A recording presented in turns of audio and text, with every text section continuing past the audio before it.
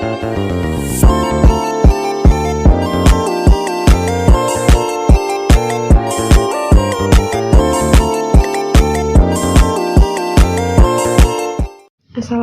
warahmatullahi wabarakatuh. Perkenalkan, nama saya Hasifah Putri Maharani dengan NPM 224111031 dari kelas manajemen 22A.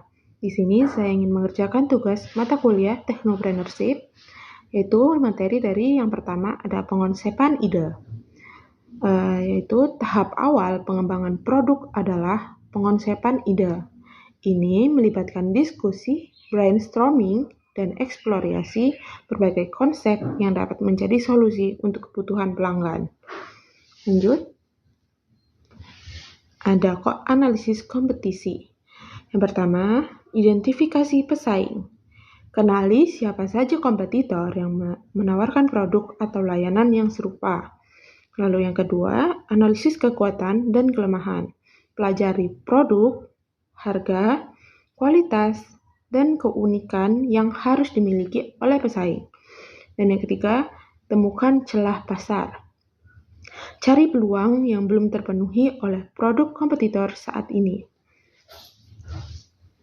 Next. Pengonsepan ide dalam bentuk produk. Yang pertama, ada pemodelan konsep.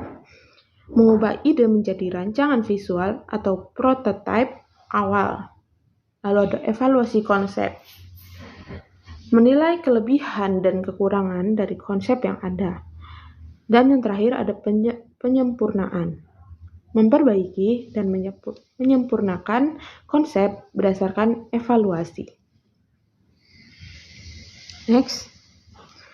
Minimum Viable Product atau MVP. Fitur esensial. Identifikasi fitur-fitur utama yang diperlukan untuk memenuhi kebutuhan pelanggan. Lalu ada pengembangan cepat. Buat versi awal produk dengan waktu dan biaya yang minimal. Lalu ada umpan balik pelanggan. Dapat masukan dari pelanggan untuk perbaikan selanjutnya. Next. Wawancara dengan pelanggan. Yang pertama, ada identifikasi kebutuhan. Kita pahami dulu kebutuhan apa dan masalahnya apa yang akan dihadapi oleh pelanggan. Lalu yang kedua ada umpan balik produk.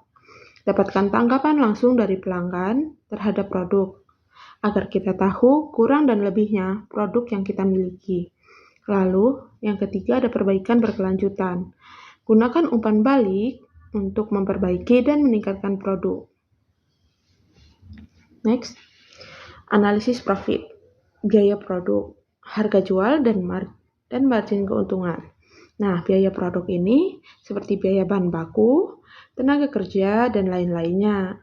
Sedangkan harga jual, harga yang dapat diterima di pasar.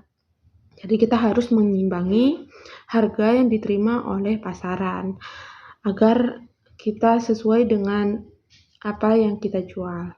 Lalu ada margin keuntungan, yaitu selisih antara harga jual dan biaya produksi. Jadi kita harus menyimbangi margin keuntungan kita agar kita tidak mengalami kerugian. Next. Pengujian hipotesis. Hipotesis, rumuskan dugaan atau asumsi yang akan diuji. Lalu ada rancangan pengujian. Tentukan metode parameter yang akan digunakan. Lalu ada evaluasi hasil, analisis data, dan simpulkan apakah hipotesis terbukti. Lanjut. Iterasi dan perbaikan. Yang pertama umpan balik. Umpan balik itu sangat penting karena kita harus mendapatkan masukan dari pelanggan untuk perbaikan bila kita memiliki kekurangan. Lalu ada analisis, identifikasi area yang perlu ditingkatkan. Itu analisis.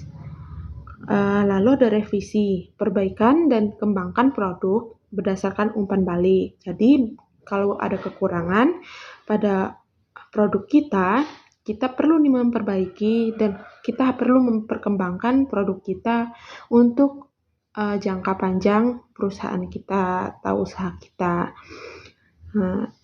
Next, Nah, mungkin itu aja materi yang dapat saya sampaikan. Bila ada kurangnya, saya mohon maaf.